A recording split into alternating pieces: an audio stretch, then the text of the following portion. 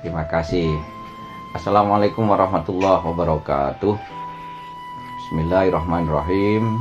Alhamdulillahirabbil alamin.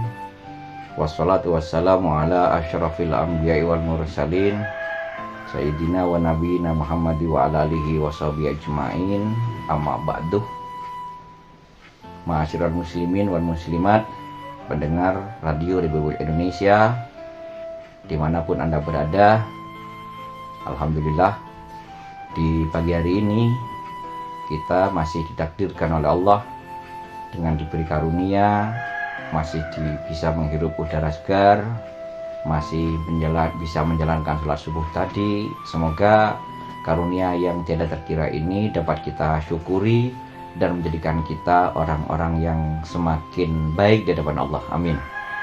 Salawat serta salam semoga tetap tercurahkan pada panutan kita, junjungan kita, Nabi kita, Nabi Agung Muhammad SAW, yang merupakan suri tauladan terbaik, merupakan orang yang paling pantas untuk difani, untuk kita paling pantas untuk kita ngefan kepada beliau dengan mengikuti apa yang menjadi sabda beliau maupun perilaku beliau, sehingga nanti akan menjadikan kita orang yang berakhlak mulia, yang akan menyelamatkan kehidupan kita di dunia ini dan menyelamatkan kehidupan kita kelak di akhirat. Amin.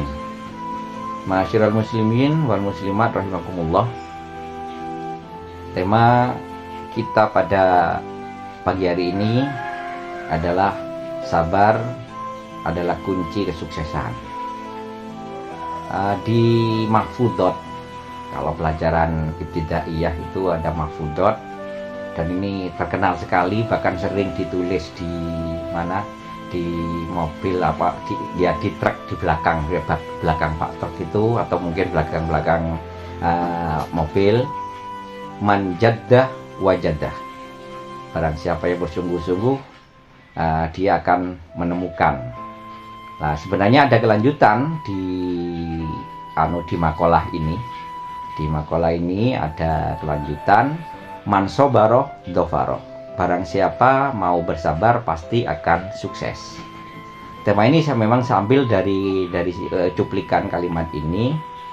Namun yang dimaksudkan dengan sabar di sini adalah dalam pengertian sabar itu, dalam Islam itu ada dua.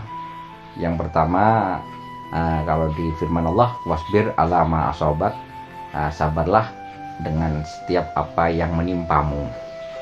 Ini artinya kesabaran saat memperoleh ujian, baik ujian dari Allah, macam-macam bentuknya, ujian kesusahan, ujian macam-macam lah, termasuk ujian dari manusia yang berupa diiri, didengki, didolimi, dibully dan semacamnya. Ini kesabaran yang pertama, wasbir ala ma asobak, itu firman Allah. Tapi ada kesabaran yang kedua yang dimaksudkan di makalah ini, man sobaro dofaro, barang siapa mau sabar maka dia maka dia akan sukses. Ini yang sebenarnya sih merupakan pemaparan atau penjabaran akhir surat Al-Asr. Jadi intinya kesuksesan kita sebenarnya 4. Kesuksesan kita di dunia dan akhirat itu 4, melalui proses. Dan proses ini pada dasarnya adalah proses yang berkesinambungan dan proses yang saling terkait satu dengan yang lainnya. Di surat Al-Asr itu, innal insana lafi husrin, disebutkan bahwa sungguhnya manusia itu benar-benar rugi. Seluruh manusia itu pasti benar-benar merugi. Rugi dunia juga rugi akhirat. Ini maksudnya, rugi dunia juga rugi akhirat. Bisa rugi dunianya saja, atau bisa merasakan rugi akhirat saja, dunianya bisa nggak rugi. Tetapi pada umumnya adalah manusia itu mengalami kerugian. Ini disebutkan di surat Al-Asr. Siapa yang tidak mengalami kerugian Illal ladzina amanu, yang pertama orang yang mau beriman dulu. Beriman kepada Allah, beriman kepada ketentuan Allah, beriman bahwa Allah yang akan mengatur kehidupan kita, bahwa Allah yang memberikan rezeki kita, bahwa Allah yang memberikan kehidupan kita, dan banyak hal. Dan Allah yang akan menentukan takdir kita. Ada keyakinan, keimanan kepada Allah, ada keyakinan bahwa kalau kita yakin Allah memberikan kebaikan kepada kita, ya pasti datang kebaikan, karena Allah akan mengikuti prasangka hambanya, keyakinan hambanya. Kemudian kalau hanya sekedar iman saja, iman ini merupakan pekerjaan hati, nggak cukup. Harus direlasikan dengan amilus sholihat, beramal solih. Ini iman, kemudian beramal solih, melakukan kerja, ada realisasi keimanan itu dengan berbuat baik, mulai ibadah sampai bekerja dengan baik. Ini kemudian kalau hanya ini toh iman, kemudian bekerja dengan baik atau berbuat baik, beribadah dengan baik, bekerja dengan baik, dan semacamnya, ini masih kurang, dan bisa gagal kalau tidak diikuti dengan watawasau bil haq, saling berwasiat dalam kebenaran. Artinya pekerjaan kita bukan hanya sekedar pekerjaan individu. Perbuatan kita, amal perbuatan kita bukannya amal perbuatan individu, tapi merupakan harus ada amal atau perbuatan sosial, bahkan perbuatan semacam teamwork. Artinya kita butuh saling berwasiat dengan kebaikan, saling berwasiat dalam kebenaran dengan manusia lain. Ini namanya berwasiat, saling berwasiat ini saling mengingatkan, saling mengajak, saling berinteraksi dalam hal kebenaran. Artinya di sini adalah teamwork. Satu dengan yang lainnya, teamwork, berinteraksi, sehingga bisa menjalani hidup ini dengan benar, dengan mudah, banyak jalan untuk bisa ditempuh. Bahkan di akhir surat Ali Imran itu juga disebutkan, ya ayyuhalladzina amanu sabiru wasabiru warabitu, wahai orang yang beriman, sabarlah. Ini di surat Ali Imran itu, terakhir Ali Imran, sabarlah dan saling sabarlah di antara kalian. Artinya kita satu dengan yang lainnya bagaimana menjalin hubungan yang baik. Terus setelah itu warabitu, saling mengikat, saling terikat, saling berinteraksi, membentuk satu teamwork, bekerja dengan bersinergi satu dengan yang lainnya, apapun profesinya, apapun itu kompetensinya, kalau bisa bersinergi, ini akan baik. Nah, oleh karena itu yang terakhir, artinya syarat yang terakhir yang disebutkan di surat Al-Asr, wa tawasau bis sabr, kemudian saling berwasiat dengan kesabaran. Artinya yang dilakukan, jadi yang dilakukan oleh manusia, iman, amal soleh, berinteraksi dengan orang lain, tapi tidak ada kesabaran dalam kita menjalankan ibadah, tidak ada kesabaran dalam kita berinteraksi dengan orang lain, maka sering mengalami kegagalan. Karena memang pada dasarnya sifat manusia itu disebutkan di Al-Quran, wa kanal insanu ajula. Manusia itu mempunyai sifat selalu terburu-buru. Nah, maka yang dimaksudkan dengan sabar dalam konteks ini, adalah sabar bagaimana dia menjalani. Kalau ini hubungannya dengan keimanannya dulu, bagaimana sabar mempertahankan iman. Kemudian amilus sholihat, sabar bagaimana dia berbuat baik, mulai ibadah sampai bekerja. Kemudian sabar dia dalam berinteraksi dengan orang lain, bersinergi dengan orang lain dalam setiap aktivitasnya, apapun kompetensi dan maupun profesi masing-masing, itu ada bersinergi satu dengan yang lainnya. Ada kesabaran di situ, harus sabar. Karena ini contoh mulai dari ibadah misalnya. Contoh mulai dari ibadah. Atau satu harapan kita dalam bekerja, itu pikiran kita cenderung cepat selesai. Ini ada kecenderungan bahwa terburu-buru. Kecenderungan manusia itu memang terburu-buru, sudah itu dinaskan dalam Al-Quran. Kecenderungan kita terburu-buru.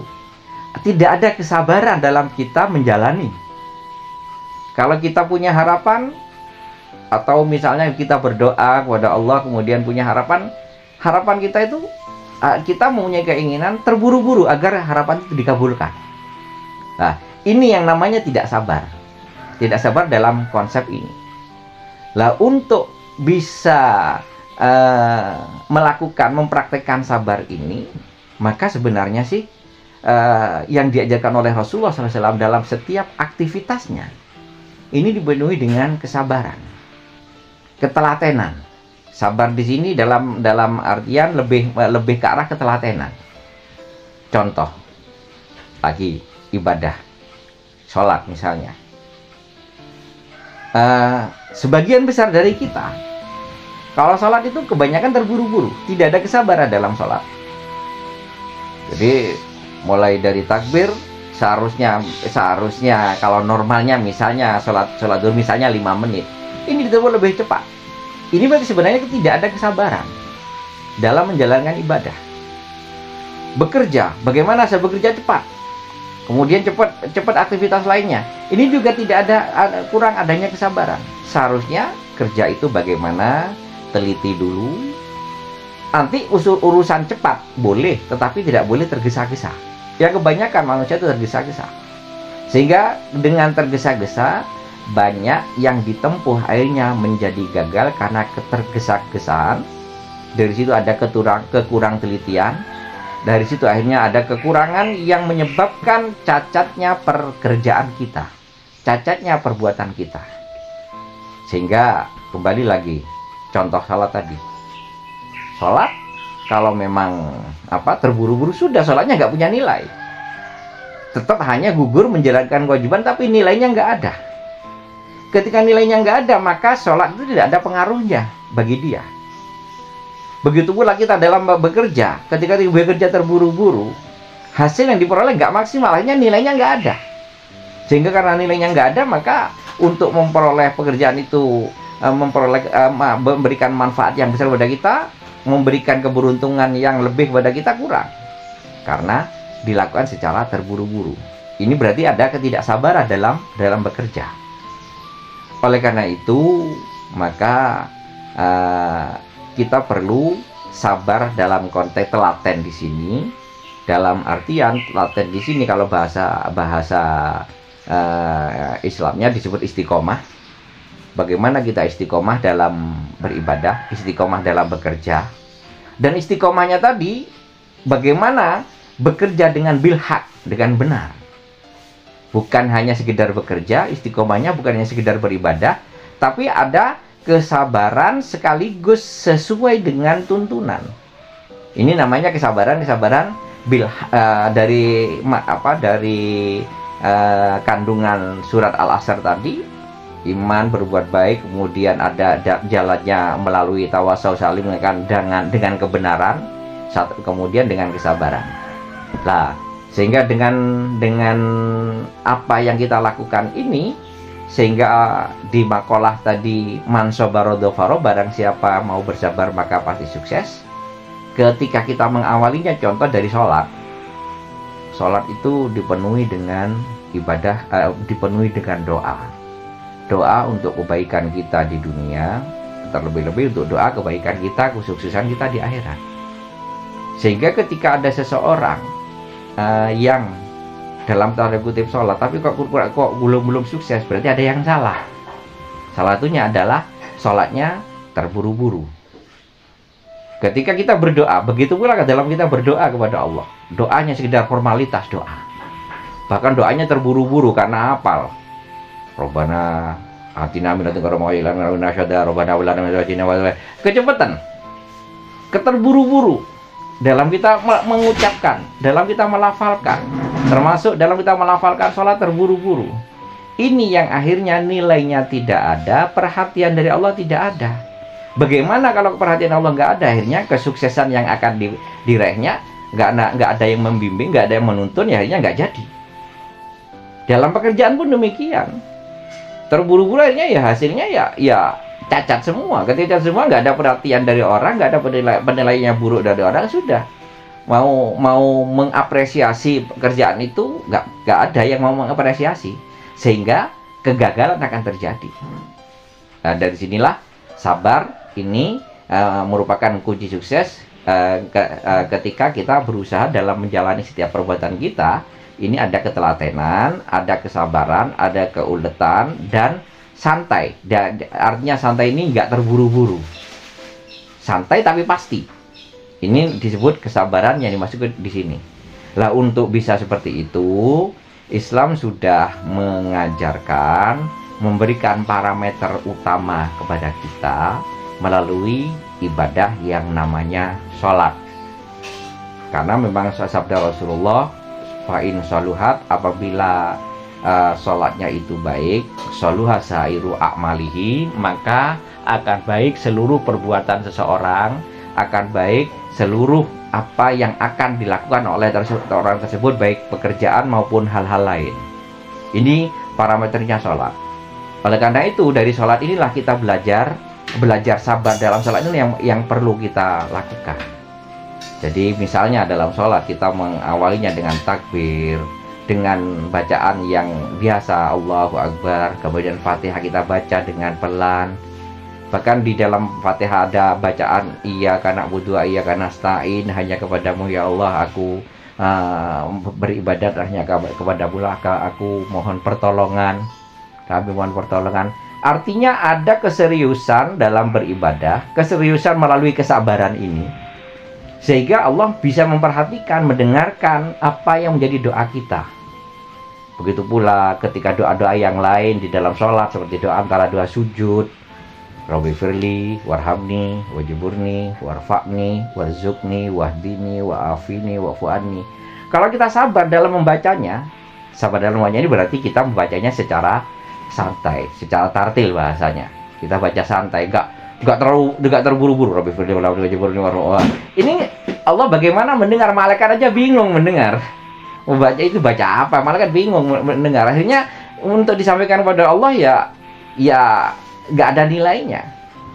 Begitu pula ketika kita setelah selesai sholat, ini dilatih di sholat dalam melakukan kesabaran. Setelah selesai sholat, baca istighfar, lalu coba astagfirullah, nggak jelas akhirnya apa yang dibaca.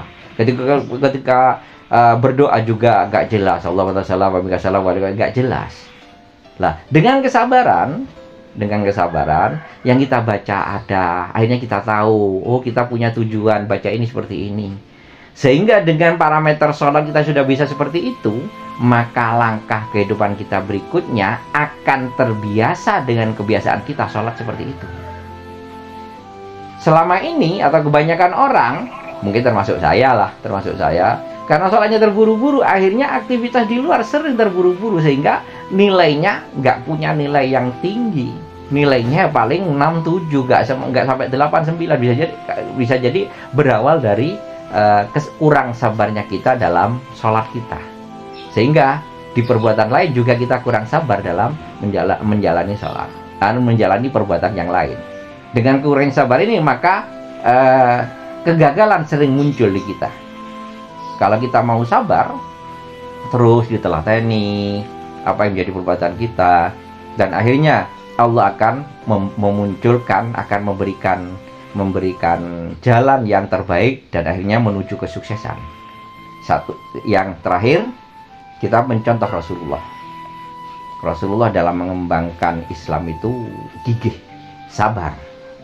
Kalau kita kalau kita menghadapi tantangan seperti itu sudah bisa jadi putus asa. Tapi Rasulullah ada kesabaran. Kesabaran bukan hanya ditempuh kesabaran menghadapi bulian atau kedoliman dari orang-orang kafir, tidak. Tapi kesabaran bagaimana Rasulullah berdoa, bagaimana Rasulullah bahasa Jawanya tirakat untuk memperoleh kesuksesan, dan akhirnya Allah dengan kesabaran terus telaten. Setelah hijrah ke Madinah, perkembangan Islam bisa sampai ke seluruh dunia karena ada faktor kesabaran. Nah, berangkat dari ini